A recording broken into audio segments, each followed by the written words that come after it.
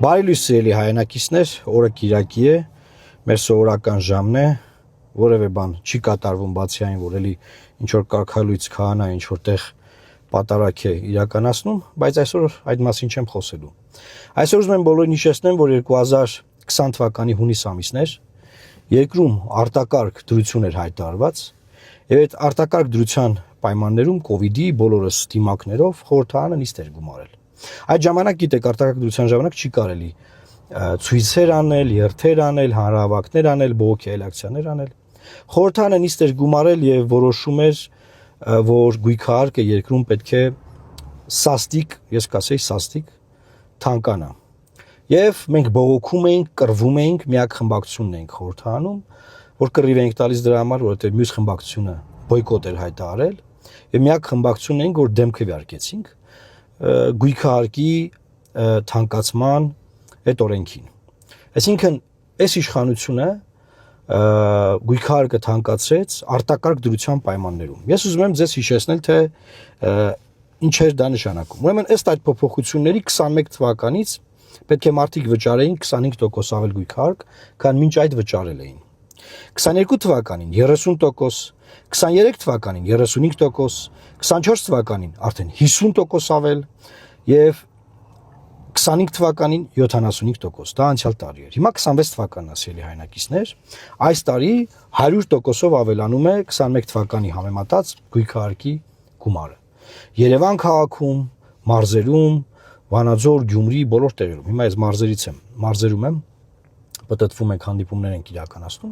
Ես ուզում եմ բոլորին հիշեցնել, որ միակ ուժը, որ կռիվ տվեց դրա դեմ, եւ բոլորը մեզ ասում էին թողեք աշխատեն, նոր ա եղել հեղափոխություն, արախի չեք թողում աշխատեն այս մարդիկ։ Հեղափոխություն ա եղել, թողեք, վայ, վատ ռեժիմը, այդ հանցագործներին մերժել են, թողեք աշխատեն, ասում եք ժողովուրդ ջան,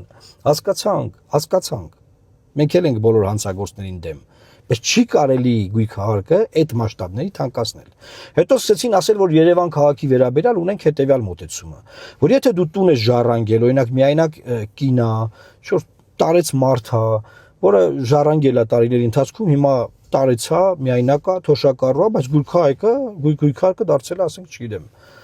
աստղաբաշխական թվեր, որ ինքը իր թոշակով ունեցած եկամուտով չի կարող վճարել։ Ինչ առաջարկեցին այդ մարդկանց։ Գնացեք մասիվ ապրեք, գնացեք հեռու տեղ ապրեք, ուր ուզում եք գնացեք ուրիշ տեղ ապրեք։ Եվ ես դա այն ժամանակ անվանեցի Երևանի տարբեր տարածքներում, գոնե Երևանի մասով կարող եմ ասել, էլի, ըստ հարստության, ըստ վիճակի զտում։ Այսինքն, եթե դու վատ ես ապրում, երկրի վարչապետը պնդում էր, որ պետքա թող տունը ծախի, գնա, ասենք, մասիվներում ապրի, չի կարողանում վճարել։ Մասիվի գույքահարկ չունես, գնա Վանաձոր ապրի, գնա Կապան ապրի, այսինքն իշխանությունը որոշում էր, եւ հիմա այդ վիճակն է լինելու, թե ով որտեղ ապրի, բա տունը թանկ ապրի, թանկանոց տուն է։ Մենք բերեցինք միջազգային փորձը, որ ժողովուրդ ջան, ըստ միջազգային փորձի, եթե թանկանոց տունը, թանկ տարածքում մարդը, օրինակ 100 տարիա իր պապերից սկսած այդտեղ ապրում են կամ ավելի երկար, եթե ինքը վաճառի նոր գնորդի վրա, նոր թանկանա նոր գնորդի համար։ Եթե ինքն է շարունակում ապրել, պետք է ապրի 5 դրույքաչափով։ Ոչ, չեղավ։ Բոլոր մեր առաջարկները մերժվեցին։ Հիմա սա ինչի եմ ես հիշեցնում, որովհետև այս տարի դարձել է 100% այդ հարկը։ 100%։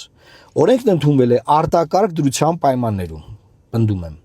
Միակ ուժը, որ դեմ է եղել, Լուսավոր Հայաստան խմբակցությունն է եղել, մեր կուսակցությունն է եղել։ Հիմա ուզում եմ ասել, ձեզ դուր է գալիս Երևան քաղաքում ինչպես են ճանապարհները մաքրում։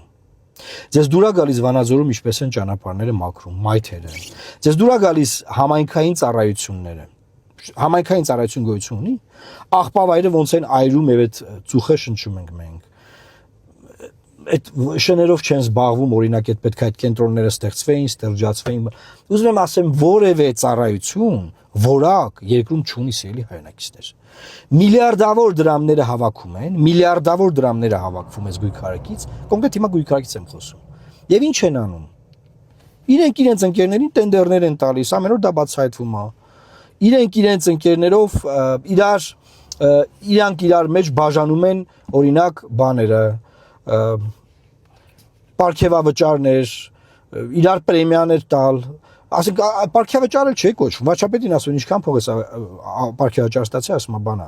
Ես ամսական 1.5 միլիոն ավելացում եմ ստացել։ Ժողովուրդ ջան, օրենսդրությամբ ավելացում գոյություն չունի։ Ճաշակում ավելացում։ Օրինակ ինչ որ թոշակառուի ավելացում չեն տալիս։ Ավելացում։ 1.5 միլիոն ամեն ամիս ես ավելացում եմ ստանում։